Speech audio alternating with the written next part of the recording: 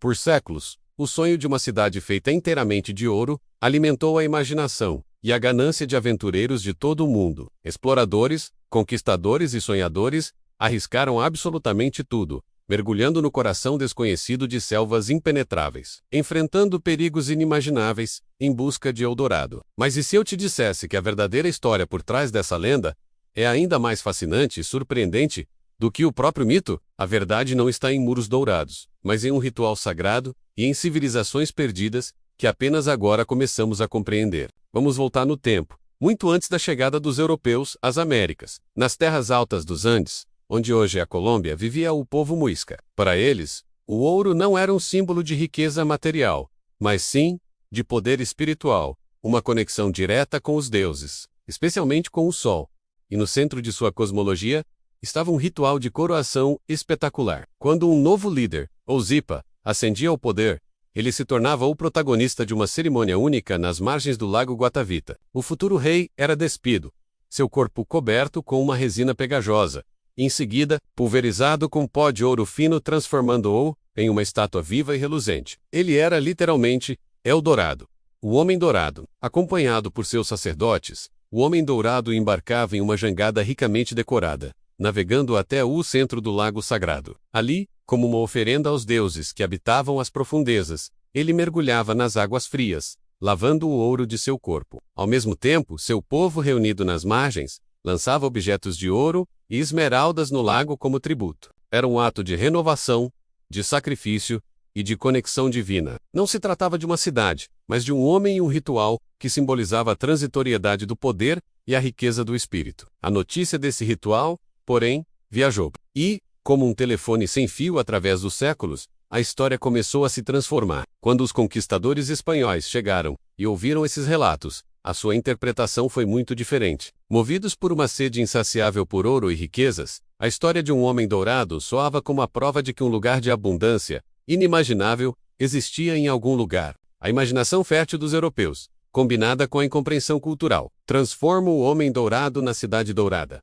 O ritual se tornou um reino. O Lago Sagrado virou a porta de entrada para uma metrópole pavimentada com ouro. A lenda de Eldorado, a cidade, havia nascido, e com ela, uma febre que varreria o continente por mais de 300 anos. Essa nova versão da lenda se espalhou como fogo. Cada relato, cada boato, adicionava mais detalhes fantásticos. O Dourado não era apenas uma cidade, mas um império inteiro, escondido nas profundezas da selva. Os mapas da época começaram a mostrar sua localização em diferentes lugares, primeiro perto dos Andes, depois movendo-se para leste, cada vez mais fundo na bacia amazônica. A cidade ganhou novos nomes: Manoa, Omagua, Paititi, descreviam-na como tendo templos com telhados de ouro, ruas calçadas com prata, e um lago, onde o rei descansava em redes de fios de ouro. A lenda de Eldorado se fundiu com outras histórias de cidades perdidas, como a mítica Paititi, o suposto último refúgio dos Incas, criando um mosaico de mitos que parecia irresistivelmente real. Para os europeus, encontrar essa cidade significaria riqueza, glória e a confirmação de que o novo mundo era um tesouro sem fim. E assim, a caçada começou. A busca pelo Dourado desencadeou algumas das expedições mais ambiciosas, desesperadas e trágicas da história da exploração. Conquistadores famosos como Francisco Pizarro e seus irmãos, Gonçalo Pizarro e Hernán Pérez de Quesada, lideraram exércitos inteiros para dentro da selva. Eles partiram de Quito, de Bogotá, de Cusco, seguindo rios desconhecidos e abrindo caminho através de uma vegetação que parecia engolir tudo. Essas expedições eram empreendimentos monumentais, envolvendo centenas de soldados espanhóis, milhares de carregadores indígenas, cavalos, porcos e cães de guerra. A promessa do ouro era tão poderosa que fazia qualquer sacrifício parecer pequeno, mas a realidade da selva era brutal e implacável. Em vez de ruas de ouro, eles encontraram um labirinto verde e interminável. A Amazônia não era um paraíso, mas um adversário formidável. O calor era sufocante, a umidade opressiva. Chuvas torrenciais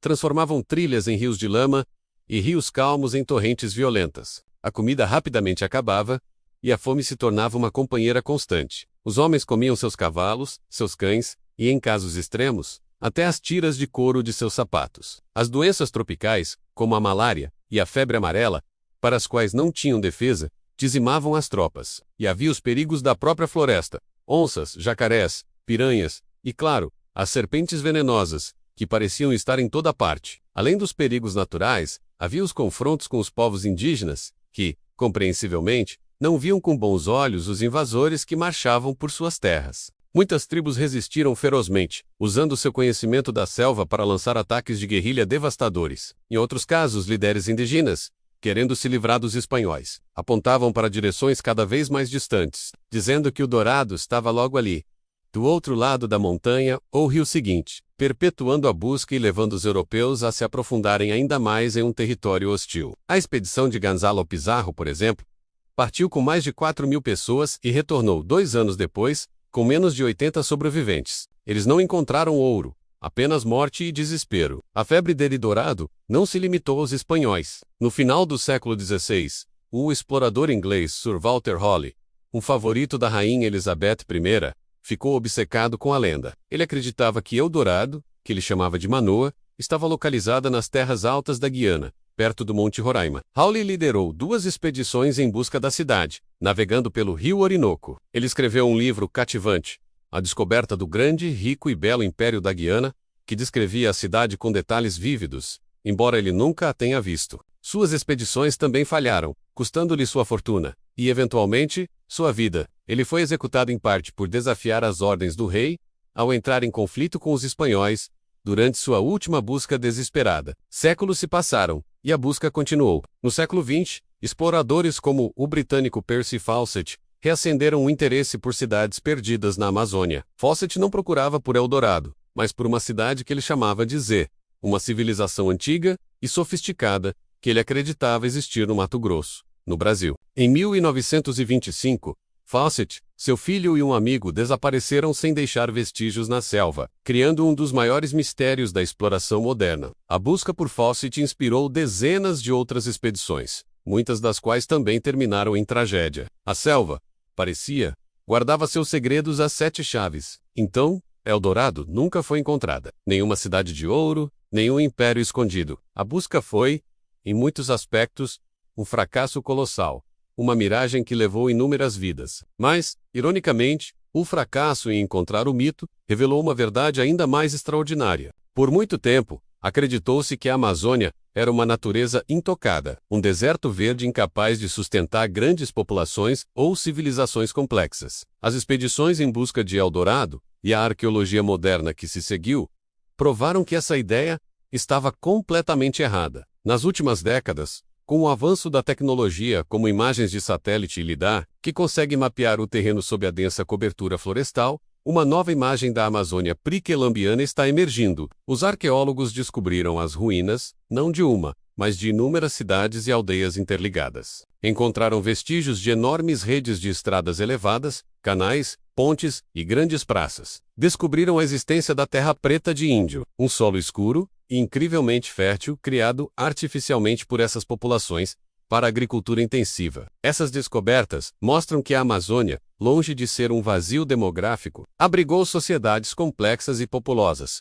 com milhões de habitantes. Cidades que, em seu auge, poderiam ser maiores do que muitas cidades europeias da mesma época. Essas não eram cidades de ouro, mas eram civilizações engenhosas e adaptadas, que manejaram a floresta de maneira sustentável por milênios. A busca pelo dourado indiretamente nos levou a encontrar essas verdadeiras cidades perdidas da Amazônia. A lenda, embora falsa, nos guiou para uma verdade histórica muito mais rica e importante: a de que a floresta amazônica não era uma barreira para a civilização, mas o berço de muitas delas. O verdadeiro tesouro não era o ouro, mas o conhecimento, a cultura e a história desses povos. No final das contas, a lenda de Eldorado é muito mais do que uma simples história de ganância. É uma janela para a psique humana. Ela fala sobre nosso desejo insaciável de descobrir, de ir além do mapa, de acreditar no impossível. Fala sobre o choque de culturas, sobre como uma história pode ser distorcida e transformada até se tornar algo completamente novo. E mais importante, nos lembra que o maior tesouro nem sempre é aquele que procuramos. As expedições fracassadas revelaram a resiliência da natureza e a engenhosidade de civilizações que prosperaram em um ambiente que considerávamos inóspito. Hoje, a Amazônia continua sendo uma das últimas grandes fronteiras do nosso planeta. E embora a Cidade de Ouro permaneça um mito, a floresta ainda guarda segredos incontáveis. Quem sabe que outras descobertas, que outras civilizações perdidas, ainda estão escondidas sob o seu manto verde, esperando para reescrever, mais uma vez, a história que pensávamos conhecer? O legado de Eldorado não é o ouro, mas a eterna pergunta: o que mais está lá fora, esperando para ser encontrado? Obrigado por assistir. Se você gostou de mergulhar nesse mistério, não se esqueça de curtir o vídeo, se inscrever no canal e ativar as notificações para não perder nossas próximas aventuras pela história. 8